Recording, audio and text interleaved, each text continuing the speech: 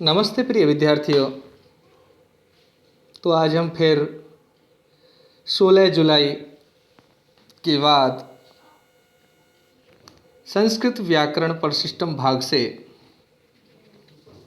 फिर अध्ययन में लगे हैं। और आज आप देख रहे हैं सर्वनाम शब्द में तत् का अर्थ होता है वह, और ये पुल्लिंग से हम स्टार्ट करेंगे, फिर स्त्रीलिंग और उसके बाद में नपुंसकलिंग। मतलब एक एक सर्वनाम के तीन तीन रूप दिए हुए हैं। परंतु एक बात हमें याद रखनी होगी कि इन सर्वनाम शब्दों में केवल सप्तमी विभक्ति तक ही रूप बनते हैं, संबोधन इनमें नहीं होता है। तो तत् से पूर्व हमने इदम के तीनों लिंगों में रूप, फिर एतत्, यह, इसके तीनों लिंगों में रूप का हमने ज्ञान किया है। मतलब इस आज से पहले हमने दो सर्वनाम शब्दों का ज्ञान किया था, पहला इदम, दूसरा एतत्। और आज हम कर रहे हैं तीसरे सर्वनाम शब्द का, जिसका नाम है तत्। तत् जिसमें हलंत आता है, तत् का अर्थ होता है वह, और जब तय के साथ विसर्ग आ जाते हैं, हलंत नहीं होता, तो ततः का मतलब बदल जाता है। तो आपको ध्यान रखना, तय तय के साथ जो दूसरा तय है, द्वितीय तय, उसके साथ जो है हलंत आता है, और तत् का अर्थ होता है वह, जिसको आप इंग्लिश में दैट कहते हैं। ओके, इस तरह हम देख रहे हैं रूपों को। स तौ ते तम तौ तान द्वितीया, तेन ताभ्याम तै तृतीया, तस्मै ताभ्याम तेभ्यः चतुर्थी, तस्मात् ताभ्याम तेभ्यः पंचमी, तस्य तयो तेषां षष्ठी, तस्मिन् तयोः तेषु सप्तमी। ये जो चैप्टर चल रहा है इन शब्दों के रूपों का, ये शब्द रूप जो है हम संस्कृत में वाक्य रचना करते हैं या वाक्य रचना को पढ़ते हैं, या संस्कृत की पुस्तक में जब हम अनुवाद करते हैं तो उस समय हमें विभिन्न शब्दों के अनेक रूप मिलते हैं। इन शब्द रूपों का अगर हमें सही भली भांति ज्ञान होता है तो हम वाक्य में इसका अर्थ ग्रहण कर सकते हैं। मतलब यह वह पोजीशन, वह कंडीशन है कि वाक्य में किस तरह से अर्थ ग्रहण किया जाए। तो हम सबसे पहले शुद्ध पढ़ना सीख रहे हैं, फिर उसके बाद दिए गए सर्वनाम शब्दों के हिंदी अर्थ में आपको बताना चाह रहा हूं। और आप 8वीं क्लास के विद्यार्थी हैं, और आपसे जो 6वीं और 8वीं के विद्यार्थी हैं वो संस्कृत में बहुत अच्छा प्रयास कर रहे हैं। वे बच्चे हमें मौखिक और लिखित रूप में अपना होमवर्क भेजते हैं अर्थ सहित। मतलब मैं प्रत्येक शब्द के रूप का अर्थ बता रहा हूं और वे बच्चे उसको लिखित रूप में हमें भेजते हैं। निश्चित सीखेंगे। और कोई बालक ये समझता है कि हाँ ये सब एक जैसे ही हैं, सैतौ ते तम तम ताऊ, तो ये ऐसी कहानी है। ये कहानी नहीं है। संस्कृत जो है, मैंने एक कल बच्चे से फ़ोन किया था और उसने मुझे बहुत अच्छी बात कही। मैंने कहा बेटा संस्कृत पढ़ने में आपकी रुचि? बोले सर संस्कृत तो हमारे सभी भाषाओं की माँ है, और हम संस्कृत को बिना पढ़े अगर हम रहते हैं तो हम समझिए कि हम बहुत पीछे हैं। मतलब ये 7वीं क्लास के एक बच्चे के विचार थे, तो मुझे बहुत अच्छा लगा। और आप भी इस तरह से जुड़ करके संस्कृत सीखने का प्रयास करिए। ये हमारी बेसिक चीज़ जो चल रही है, और मैं चाहता तो इनको एक दिन में ही समाप्त कर देता। मैं नहीं चाहता हूँ कि आप इनसे कुछ ना सीखें, इनके बारे में कुछ आपको जानकारी नहीं मिली। इसलिए देखिए, ध्यान दें, यह जानकारी हमको मिल चुकी है कि तत् शब्द जो है पुल्लिंग है। पुल्लिंग का मतलब है ये पुरुषों के लिए प्रयोग होते हैं। तो सह का मतलब होता है वह। अब मैं अपनी तरफ से बता रहा हूँ, वह है लड़का, ठीक है। मतलब तो सह बालक है, इस तरह से। तऊ का अर्थ होता है वे दोनों, और ते का मतलब होता है वे सब। ये प्रथमा मतलब कर्ता कारक के रूप में प्रयोग होते हैं।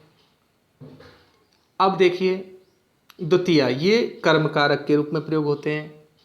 जैसे तम, तम का मतलब होता है उसको। अब वह से उस बन जाता है। तम का अर्थ होता है उसको।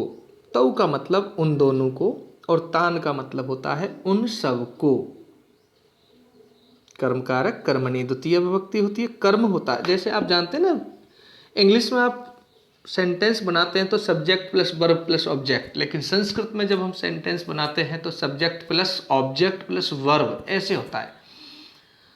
तो जो ऑब्जेक्ट होता है उसमें द्वितीय विभक्ति आती है, जैसे रामम। इसी तरह से रामः विद्यालयम गच्छति, राम विद्यालय को जाता है, तो विद्यालयम मतलब रामम की तरह ही अब यहाँ राम करता हुआ, विद्यालयम जो है कर्म हुआ, और कर्म में द्वितीय विभक्ति लगी है, तो यह कर्म की विभक्ति है। ये फरसर्ग देखिए, तम का मतलब उसको, तव का मतलब उन दोनों को, और तान का मतलब उन सबको। तृतीया में तेन, तेन का मतलब उनके द्वारा, नहीं उसके द्वारा, एक वचन में उसके द्वारा। ताभ्याम का मतलब उन दोनों के द्वारा, और तई का मतलब उनके द्वारा या उनसे, ठीक है। चतुर्थी में तस्मई, तस्मई माने उसके लिए। ताभ्याम का अर्थ उन दोनों के लिए, तेभ्य का अर्थ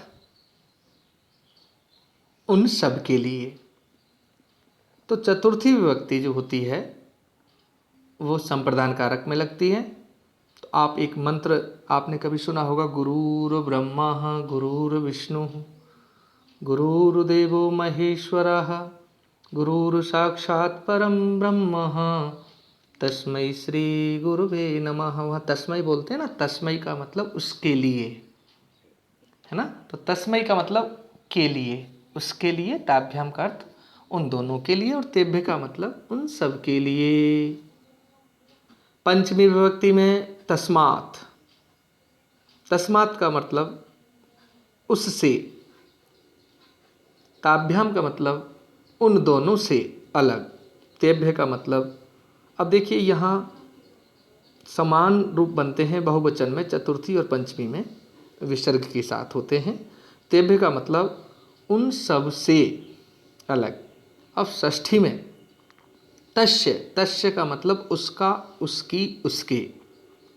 तस्य पितु नामः श्री राम सिंह अस्ति ही, उसके पिता का नाम श्री राम सिंह है। तो तस्य माने उसका, उसकी, उसके। तयो माने उन दोनों के। तेसाम माने उन सब के, उन सब का, उन सब की, ये अर्थ होगा। सप्तमी में तस्मिन, तस्मिन का मतलब उसमें, है ना। तस्मिन वने एकः सिंहः वसति स्मः, इस तरह हम कहानी कथा जो पढ़ते हैं उसमें आता है ना, तस्मिन माने उसमें, उस तस्मिन वने मतलब उस वन में। तो तस्मिन जो है सप्तमी का रूप है, और इसके साथ जहाँ ये प्रयोग होता है, जैसे वन, उस वन में, तो उस तस्मिन भी सप्तमी का एक वचन है, तो वन में भी सप्तमी विभक्ति लगी होगी। तस्मिन वने, उस वन में, है ना। इस तरह से तस्मिन का अर्थ होता है उसमें या उस पर। तयो का मतलब उन दोनों पर या उन दोनों में, और तेसु माने उन सब में, ठीक है। कहते हैं संसारेषु अनेकेषु भाषा प्रचलिताः सन्ति, संसार में अनेक भाषाएं प्रचलित हैं। तेसु, संस्कृत भाषा अति प्राचीनतमा भाषा अस्ति। तो तेसु मतलब उन सब में संस्कृत भाषा सबसे प्राचीनतम भाषा है। तो तेसु का मतलब जो सब में बताया जाता है। तो प्रिय छात्रों, आपने सर्वनाम शब्द तत्व के रूप को समझा है और अर्थ को भी ग्रहण किया है। आपको मैं जो वर्क देना चाहता हूँ आज, केवल सप्ताह में आप संस्कृत के लिए 3 दिन दे रहे हैं, और हमें 3 दिन व्यवस्था के अनुसार मिल रहे हैं। तो इन तीनों दिनों में आप अपना वर्क हमें भेज दें तो ये बड़े हर्ष और प्रसन्नता की बात होगी। एक बार और शुद्ध उच्चारण में आपके साथ मिल करके कराना चाहता हूँ। सह तौ ते प्रथमा, तम तौ तान द्वितीया, तेन ताभ्याम तई तृतीया, तस्मै ताभ्याम तेभ्य चतुर्थी, तस्मात् ताभ्याम तेभ्य पंचमी, तस्य तयो तेषां षष्ठी, और तस्मिन् तयो तेषु सप्तमी। अब देखिए, आपसे मैं थोड़ा इस बारे में बताना चाहता हूँ कि फर्स्ट में थोड़ा सा हमारी स्पीड कम होती है, फिर हमें अगर ये कंठस्थ हो जाता है ना, बहुत जल्दी स्पीड बन जाती है। जैसे आपने आइसर ट्रैक्टर देखा है ना, आइसर जो भट भट भट करके चलता है, उसको फर्स्ट में स्टार्ट करते हैं तो धीरे धीरे धीरे धीरे धीरे धीरे धीरे धीरे धीरे फिर तेज होता चला जाता है। तो कंठस्थ एक ऐसी कंठस्थीकरण ऐसी प्रक्रिया है कि अगर आपका मन इसमें है तो आपको ये बड़ी चीज़ नहीं, आप कहेंगे सर इतने ढेरों शब्द हैं, कितने शब्द हो गए? 21, 21 ही तो होंगे ये 7 विभक्ति में। भाई 1 में 3 है तो 7 में कितने होंगे? 21। सर 21 शब्दों को हम अलग अलग, अरे शब्द तो एक है लेकिन उसके रूप में थोड़ा परिवर्तन है, तो 21 बार उसको बोलने का अभ्यास आपको करना है। शब्द एक है, 21 बार बोलना है वो, ये ध्यान रखना। कैसे बोला? स तौ ते, तम तौ तान, तेन ताभ्याम तै, तस्मै ताभ्याम तेभ्य, तस्मात् ताभ्याम तेभ्य, तस्य तयोः तेषां, तस्मिन् तयोः तेषु। बस 8-10 सेकंड में ये पूरे हो जाते हैं 21 शब्द। शब्द एक है, शब्द के रूप हैं ये। ओके, इस तरह अब हम देखते हैं 21वें नंबर पर दिए हुए तत्। तत् का मतलब हुआ है स्त्रीलिंग। अच्छा, स्त्रियों के लिए कैसे प्रयोग होते हैं ये शब्द रूप, कैसे रूपांतरित किए जाएंगे देखते हैं हम। प्रथमा विभक्ति, द्वितीय विभक्ति, इस तरह सप्तमी विभक्ति तक के रूप हैं। आइए सबसे पहले वाचन करते हैं। सा ते ताः प्रथमा, ताम ते ताः द्वितीया। फिर पेज बदल करके देखते हैं, पेज नंबर 86, 86 पेज पर दिए हुए तृतीय विभक्ति के रूप जो हैं, तया ताभ्याम ताभिः, तस्यैताभ्याम ताभ्यः, तस्या ताभ्याम ताभ्यः, तस्या तयोः तासां, तस्यां तयोः तासु। इस तरह से ये सप्तमी विभक्ति तक रूप हैं। एक बार पुनः 85 से शुरुआत हुए हैं, वहाँ हम देखते हैं। देखिए प्रथमा विभक्ति में सा मतलब कोई हलंत नहीं है। सा का मतलब वह है। सा बालिका, वह लड़की, ठीक है। और लड़के के लिए सह बाल, मतलब अंतर समझ लो। स्त्रीलिंग में और पुल्लिंग में जो अंतर भेद है उसको ज्ञान में रखो। सा माने वह, ते माने वे दो, ताह माने वे सब लड़कियां, ताम माने उसको, उस लड़की को, ठीक है, या उस महिला को, या उस अध्यापिका को। ते माने उन दोनों को, ताहा मतलब उन सब को। के अर्थ समझ लेना, उच्चारण भी समझ लेना। भिन्नता है दोनों के रूपों में, सा ते ताह, ताम ते ताह।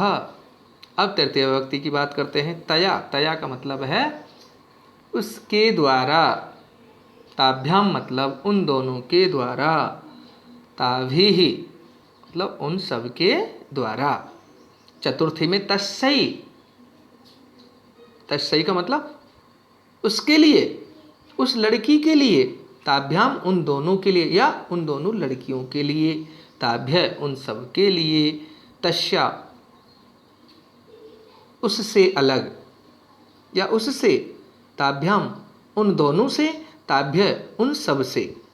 तस्या, तस्या उसका, उसके, उसकी। अब जैसे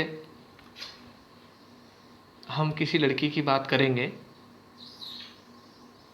तो सा बालिका अस्ति, तस्या पितुः श्री सुरेंद्र कुमारः अस्ति।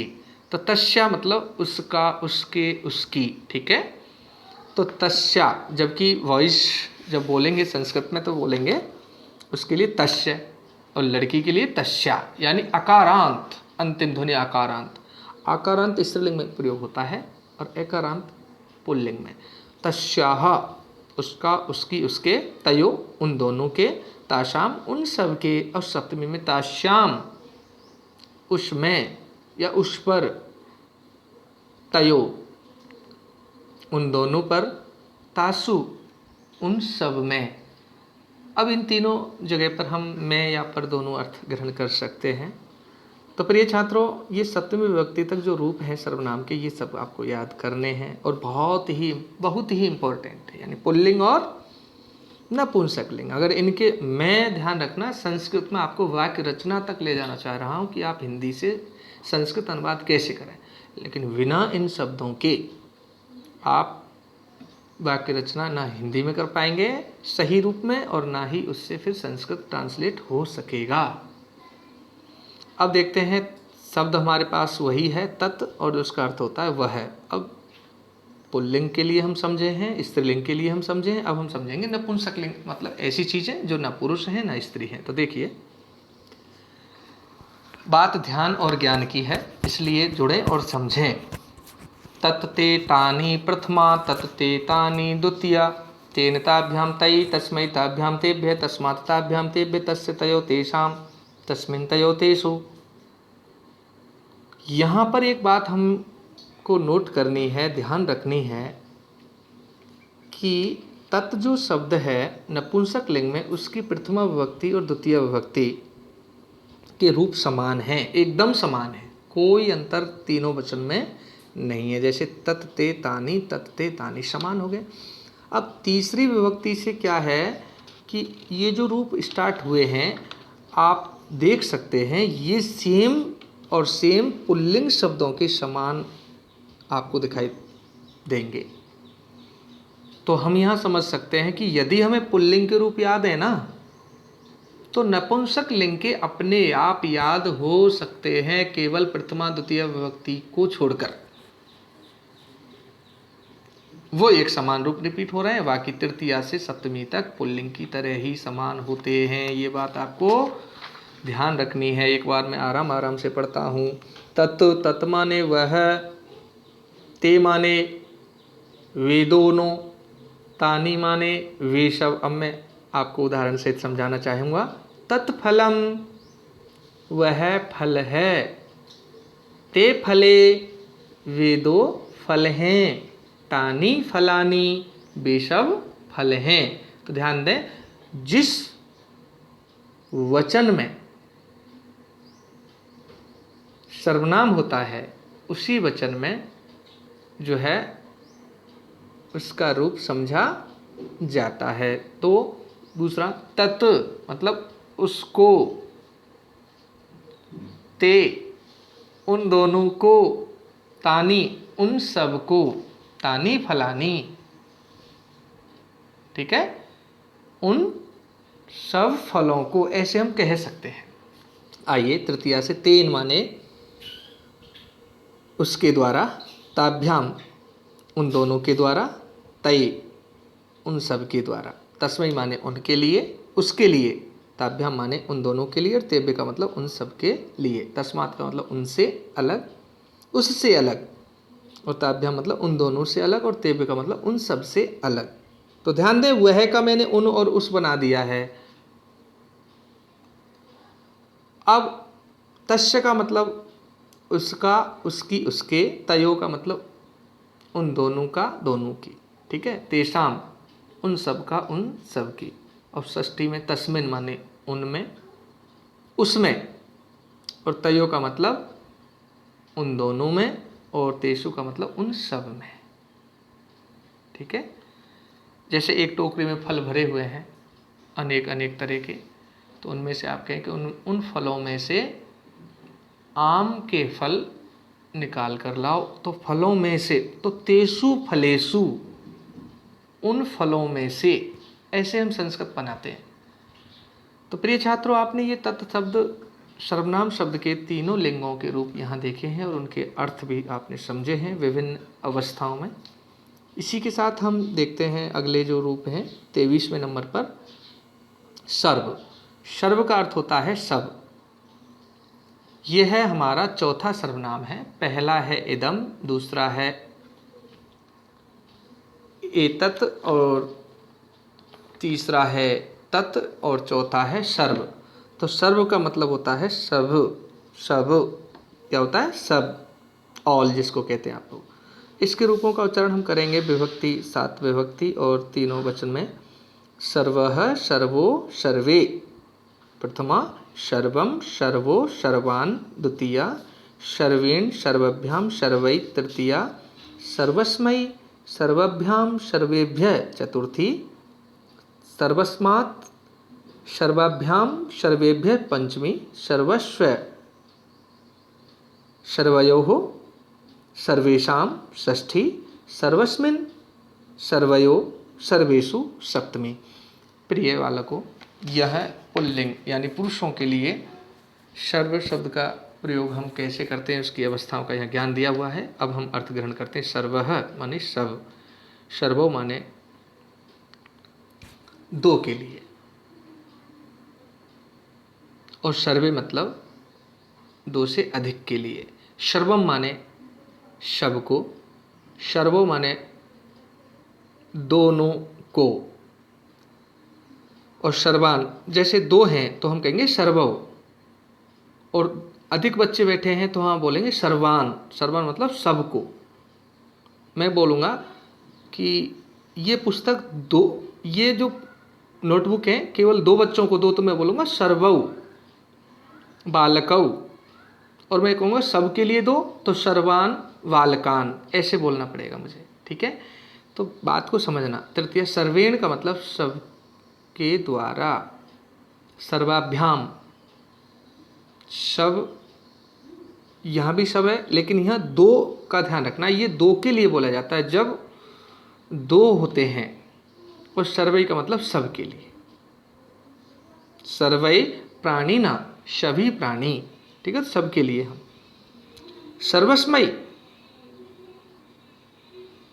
और सर्वाभ्याम सर्वेभ्य, सर्वस्मात् सर्वाभ्याम सर्वेभ्य, मतलब ये ध्यान रखना है किस वचन के साथ किस रूप का प्रयोग हम किया करते हैं। सर्वस्व माने सबका, सर्वे मतलब दोनों का, सर्वेषां माने सभी का, है ना।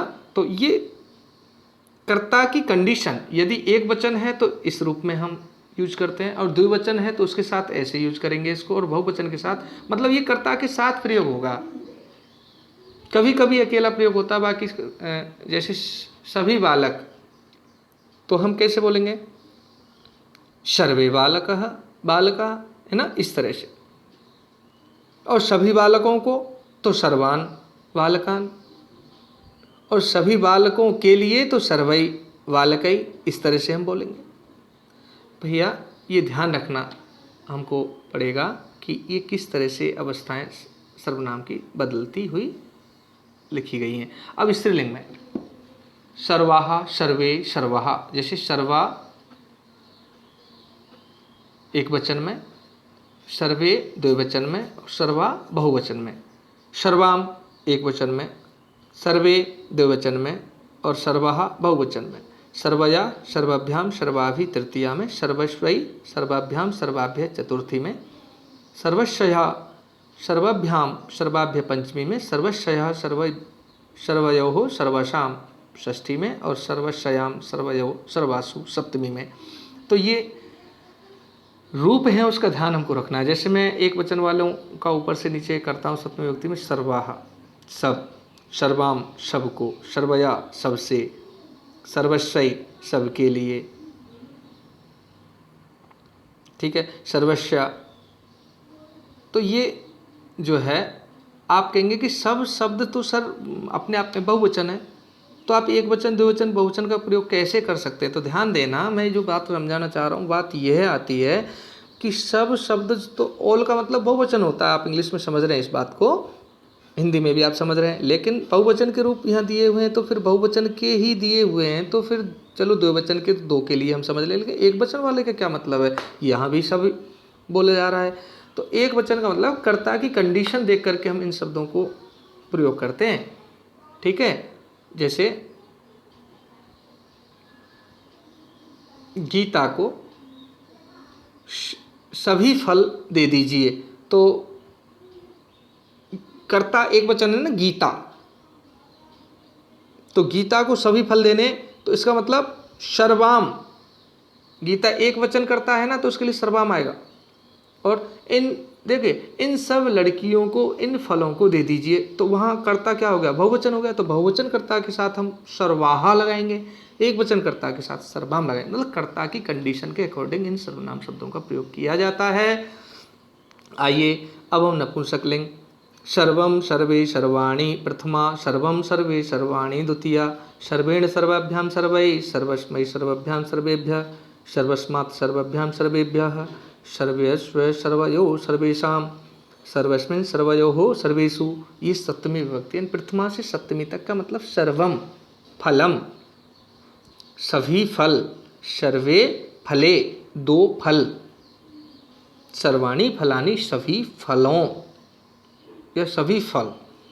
सर्वम माने सर्वम फलम, अब एक है, कर्ता, तो उसके साथ सर्वम, और बहुवचन के साथ सर्वाणी। तो ये फिर वही स्थिति आप देख रहे हैं।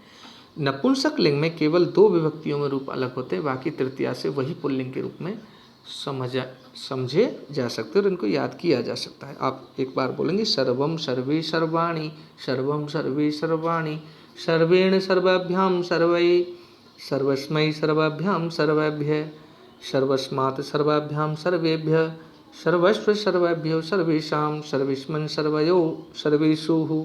इस तरह इन विभक्तियों के रूपों का आप तीनों वचनों में ज्ञान कर सकते हैं। अब देखिए अगले हम